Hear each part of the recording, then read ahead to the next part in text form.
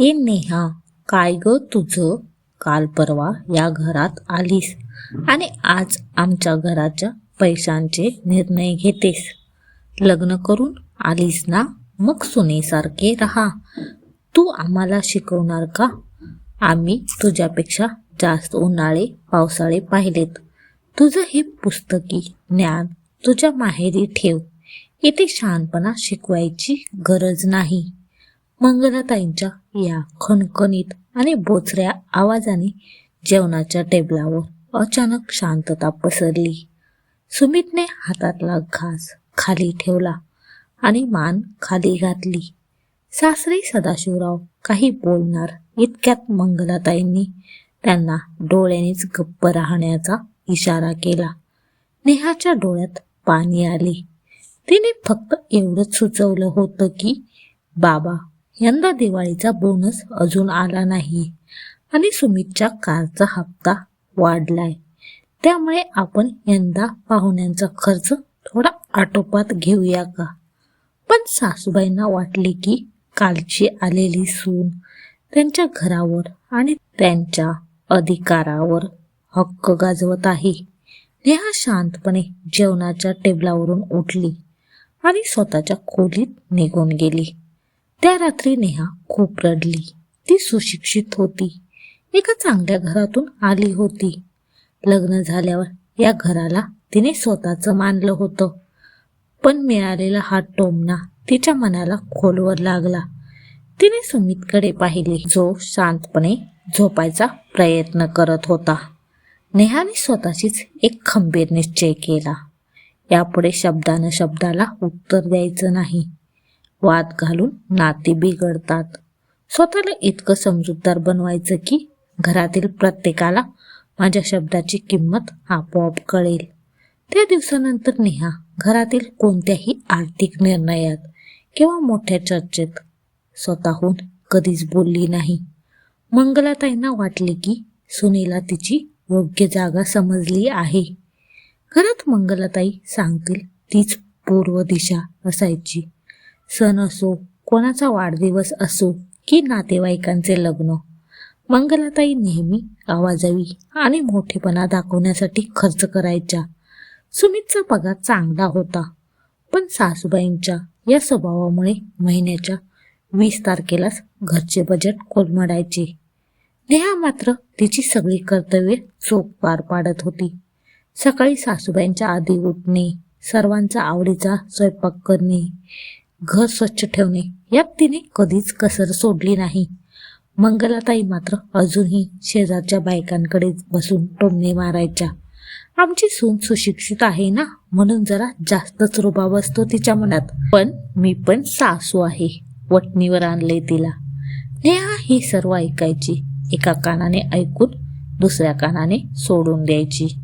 तिने घरातल्या कामांमधून वेळ काढून ऑनलाईन काही कामे करायला सुरुवात केली होती. त्यातून मिळणारे पैसे ती सुमितला न सांगता एका वेगळ्या खात्यात साठवून ठेवत होती. तसेच घर खर्चासाठी मंगलाताई जे पैसे द्यायच्या त्यातूनही ती अत्यंत हुशारीने दरमहा काही ना काही रक्कम बाजूला काढून ठेवायची. नेहाच्या लग्नाला 2 वर्ष झाली होती. सुमितचा लहान भाऊ म्हणजेच नेहाचा दीर अमित याचे लग्न ठरले. मुलगी चांगल्या घरची होती. मंगलाताईंच्या आनंदाला पारावर उरला नव्हता. माझ्या धाकट्या मुलाचे लग्न आहे, मी संपूर्ण शहरात गाजेल असं लग्न करणार, असा त्यांनी हट्ट धरला. शहरातील सर्वात महागडा आणि मोठा लॉन बुक करण्यात आला. कपड्यांची खरेदी, सोन्याचे दागिने, कॅटरर्स, महागडे मेन्यू यांची लांबलचक यादी तयार झाली. सुमितने आणि त्याच्या वडिलांनी मंगलाताईंना समजावण्याचा खूप प्रयत्न केला. आई, आपल्याकडे जेवढी रक्कम शिल्लक आहे त्यात बसेल असंच नियोजन करूया, कर्ज काढायला नको. पण मंगलाताईंनी कोणाचेच ऐकलं नाही. त्यांनी स्पष्ट सांगितलं, मला नातेवाईकांमध्ये मान ठेवायचा आहे. पैशाचं काय, सुमित आहेच कमावणारा. पुढच्या काही महिन्यात होऊन जाईल सगळं सुरळीत. नेहाला समजत होतं की हे नियोजन पूर्णपणे चुकीचे आहे. पण 2 वर्षांपूर्वीचा टोमणा आठवून ती शांत राहिली. तिने फक्त लग्नाच्या कामात सासूबाईंना हवी ती मदत केली. नियतीच्या मनात मात्र काहीतरी वेगळेच होते. लग्नाला अवघे 15 दिवस बाकी होते. निमंत्रण पत्रिका वाटून झाल्या होत्या. सर्व तयारी अंतिम टप्प्यात आली होती. केटल्स, लॉन आणि दागिन्यांचे राहिलेले पैसे ॲडव्हान्स सोडून देणे बाकी होते. नेमक्या याच वेळी सुमित ज्या मोठ्या ऑटोमोबाईल कंपनीत काम करत होता तिथे मंदीचे सावट आले. कंपनीने अचानक एक परिपत्रक काढले ज्यात सर्व कर्मचाऱ्यांचे पगार पुढल्या 3 महिन्यांसाठी 50% कमी करण्यात आले आणि मिळणारा बोनस पूर्णपणे रद्द केला. सुमितच्या पायाखालची जमीनच सरकली.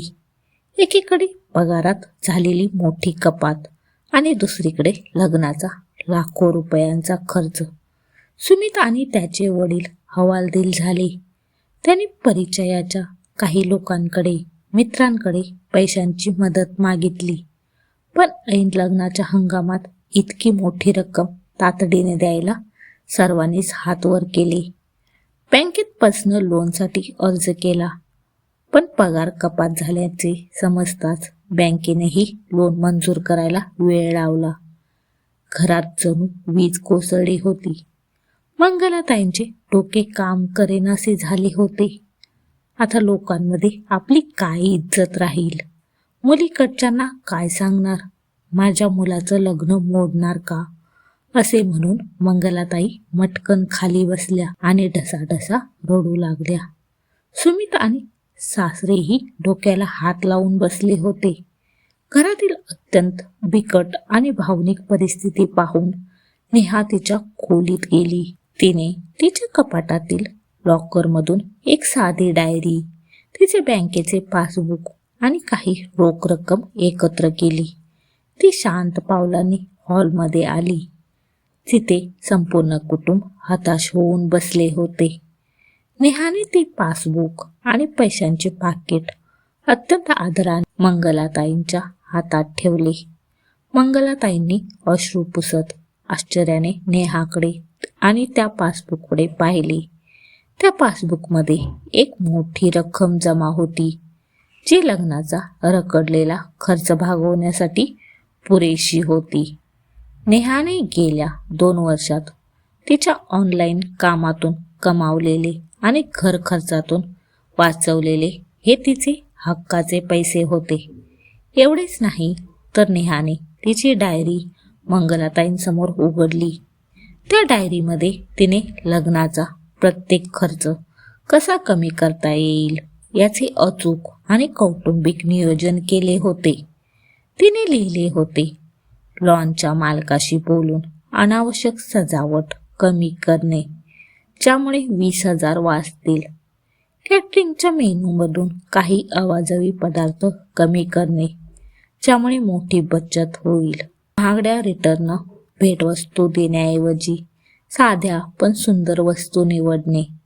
नेहा अत्यंत नम्रपणे पण खंबीर आवाजात म्हणाली, आई, तुम्ही म्हणालात ना की माझं हे पुस्तकी ज्ञान माहेरी ठेव, पण आज याच ज्ञानाचा वापर करून मी हे बजेट बनवले. लग्न धूमधडाक्यात नाही तर प्रेमाने आणि आनंदाने पार पाडूया. इज्जत अजिबात जाणार नाही. उलट सगळ्या गोष्टी वेळेत आणि सन्मानाने पूर्ण होतील. मंगलाताईंनी नेहाकडे पाहिले. त्यांच्या डोळ्यातून आता पश्चातापाचे अश्रू वाहू लागले होते. 2 वर्षांपूर्वी या जेवणाच्या टेबलावर त्यांनी या सुनेचा तू आम्हाला शिकवणार का म्हणून अपमान केला होता.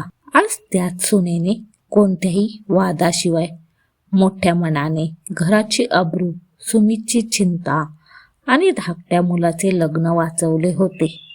मंगलाताई सोफ्यावरून उठल्या. त्यांनी नेहाचे दोन्ही हात आपल्या हातात घेतले आणि तिचा चेहरा जवळ घेत म्हणाल्या, नेहा, मला माफ कर. वयाने आणि अनुभवाने आम्ही जास्त उन्हाळे पावसाळे पाहिले असतील ग, पण घर कसं सांभाळायचं, संकटाच्या वेळी ढाल बनून कसं उभं राहायचं हे आज तू आम्हाला शिकवलंस. तुझं ते पुस्तकी ज्ञान नाही तर ती तुझी या घराप्रती असलेली माया आहे. आज तू माझ्या मुलांची आई झालीस आणि या घराची खरी लक्ष्मी ठरलीस. त्यानंतर दिराचे लग्न खूप छान, साधेपणाने आणि तितक्याच आनंदाने पार पडले. लग्नाचे 4 दिवस नेहाने स्वतःचे सगळे श्रम विसरून पाहुण्यांची उठबस केली. प्रत्येक गोष्ट वेळेवर सांभाळली. लग्न कार्यात आलेल्या प्रत्येक नातेवाईकाने नेहाच्या समजूतदारपणाचे आणि हुशारीचे कौतुक केले. मंगलाताईंच्या मैत्रिणी म्हणाल्या, मंगला, नेहासारखी सून लाभली तर ऐनवेळी घराची अब्रू वाचते. तेव्हा मंगलाताईंनी वरवर होकार दिला, पण त्यांच्या मनात मात्र वेगळीच खदखद सुरू झाली होती. लग्नाचे पाहुणे गेले, नवीन सून घरात आली आणि घरातली परिस्थिती हळूहळू पूर्वपदावर आली. नेहाचा अंदाज होता की या संकटानंतर सासूबाईंचा स्वभाव बदलेल, पण मानवी स्वभाव एवढ्या सहजासहजी बदलत नाही. मंगलाताईंच्या मनात एका गोष्टीची प्रचंड खेद होती. ऐनवेळी सुनेसमोर हात पसरावे लागले आणि संपूर्ण घरात सुनेचे नाव झाले. हा त्यांचा सासूचा अहंकार त्यांना शांत बसू देत नव्हता. लग्न संपून अवघे 8 दिवस झाले असतील. सुमित ऑफिसला गेला होता. दुपारी घरात शांतता असताना मंगलाताई नेहाच्या खोलीत आल्या. त्यांच्या हातात एक कागद होता. त्यांनी तो कागद नेहाच्या बेडवर टाकला. नेहाने पाहिले तर तो लग्नात तिने दिलेल्या पैशांचा आणि सोन्याच्या दागिन्यांचा हिशोब होता. मंगलाताई ताठमानेने म्हणाल्या, नेहा, हे बघ, तू लग्नासाठी जे काही पैसे दिले होतेस त्याचा हा हिशोब. सुमितचा पगार पुढच्या महिन्यात पूर्ववत होईल, तेव्हा व्याजासकट तुझे सगळे पैसे आम्ही तुला परत करू. आम्हाला कोणाचे उपकार अंगावर ठेवायची सवय नाही. आणि हो, पैसे दिले म्हणून या घराची मालकीन बनल्यासारखं मिरवू नकोस. त्या दिवशी वेळ वाईट होती म्हणून आम्ही गप्प बसलो. याचा अर्थ तू आम्हाला शहाणपण शिकवावंस असा होत नाही. नेहा अवाक होऊन सासूबाईंकडे पाहत राहिली. ज्या सासूने संकट समयी डोळ्यात पाणी आणून माफी मागितली होती, त्या आज पुन्हा त्याच जुन्या आणि कडू अवतारात समोर उभ्या होत्या. नेहाच्या लक्षात आले की संकट टळताच सासूबाईंचा जुना अहंकार पुन्हा जागा झाला होता. मंगलाताई एवढ्यावरच थांबल्या नाहीत.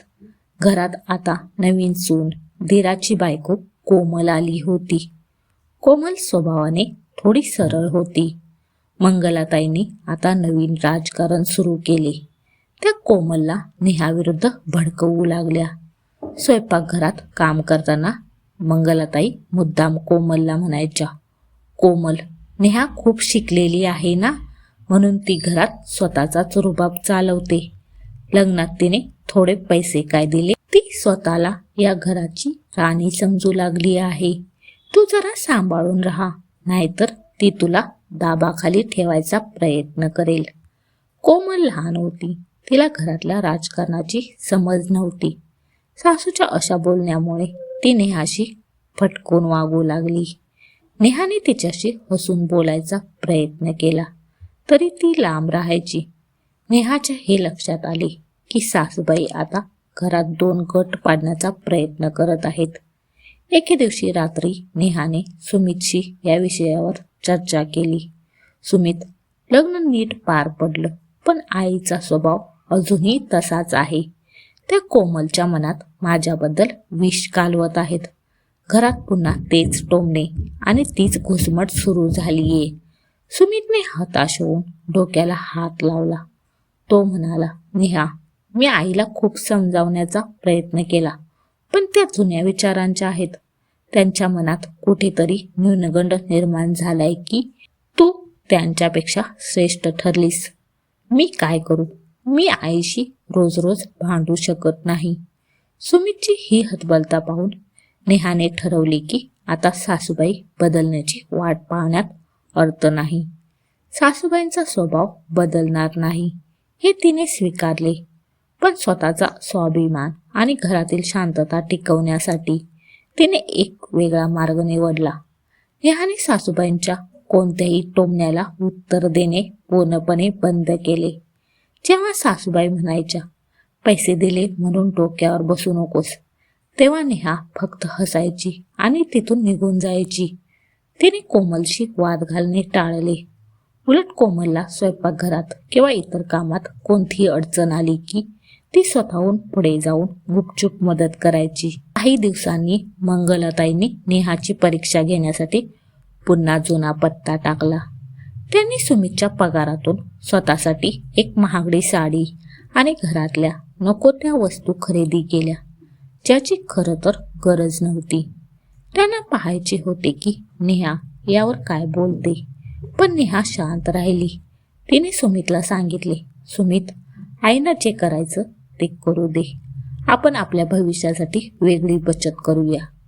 एके दिवशी कोमलच्या माहेरून फोन आला. तिच्या वडिलांना अचानक हृदयविकाराचा झटका आला होता. उपचारांसाठी तातडीने मोठ्या रकमेची गरज होती. अमितच्या लग्नामुळे घरात आधीच आर्थिक ताण होता. अमितच्या हातातही फार पैसे नव्हते. कोमल रडत बसली होती. मंगलाताई मात्र म्हणाल्या, आता एवढे पैसे देणं शक्य नाही, आधी आपलं घर बघायचं. नेहाने एक शब्दही न बोलता तिच्या बचतीतून काही पैसे कोमलच्या हातात ठेवले. हे घे, आधी बाबांचा उपचार कर, बाकीचं नंतर पाहू. कोमल अवाक झाली. जिच्याबद्दल तिच्या मनात इतका गैरसमज निर्माण केला गेला होता, तीच आज तिच्या पाठीशी उभी होती. काही दिवसांनी कोमलला योगायोगाने मंगलाताईंचा आणि शेजारच्या काकूंचा संवाद ऐकू आला. मीच कोमलच्या मनात नेहाबद्दल थोडं भरवलं, नाहीतर सगळे तिचंच कौतुक करतात. या ऐकताच कोमलच्या पायाखालची जमीन सरकली. त्या रात्री ती नेहाकडे गेली. ताई, मला माफ करा, मी तुमच्याशी चुकीचं वागले. माझ्या मनात तुमच्याबद्दल विष भरलं गेलं होतं, पण आज समजलं, मोठेपणा बोलण्यात नसतो तर माणुसकीत असतो. नेहाने हसत तिचा हात धरला. आपण दोघी बहिणींसारख्या राहिलो तर घरात कुणालाही भांडण लावता येणार नाही. त्या दिवसापासून नेहा आणि कोमल एकमेकींच्या पाठीशी खंबीरपणे उभ्या राहू लागल्या. हे पाहून मंगलाताईंचे प्रत्येक डाव फसत गेले. एके दिवशी मंगलाताईंना बाथरूममध्ये पाय घसरून दुखापत झाली. 2 महिने त्या अंथरुणाला खिळल्या. ज्या नातेवाईकांसाठी त्या इतक्या मान राखत होत्या त्यापैकी कोणी फारसं विचारपूस करायला आलं नाही. पण नेहा आणि कोमल दोघींनी दिवस रात्र त्यांची सेवा केली. औषधं, जेवण, डॉक्टर, फिजिओथेरपी, कोणतीही तक्रार न करता दोघीही त्यांच्या सोबत उभ्या राहिल्या. एका रात्री मंगलाताईंच्या डोळ्यात अश्रू आले. त्या म्हणाल्या, नेहा, कोमल, आयुष्यभर मी तुमच्याशी वाईट वागले, पण त्यात मी माझंच घर हरवत होते. माझा अहंकार इतका मोठा झाला होता की तुमचं प्रेम दिसलंच नाही. मला माफ करा. नेहा आणि कोमल दोघींनीही त्यांच्या हातावर हात ठेवला. नेहा शांतपणे म्हणाली, आई, माफीपेक्षा एक वचन द्या. या घरात पुन्हा कधीही तुलना, टोमणे किंवा एकमेकींविरुद्ध विष पेरणार नाही. मंगलाताईंनी दोघींना मिठी मारली. आजपासून तुम्ही दोघी माझ्या सुना नाही, माझ्या मुली आहात. त्या दिवसानंतर त्या खरंच बदलल्या. शेजाऱ्यांसमोर सुनेची निंदा करण्याऐवजी अभिमानाने म्हणू लागल्या, घर टिकतं ते अहंकाराने नाही, समजूतदार सुना आणि त्यांना मुली मानणाऱ्या सासूमुळे. तुम्हाला ही कथा आवडली असेल तर नक्कीच चॅनलला सबस्क्राईब करा. धन्यवाद.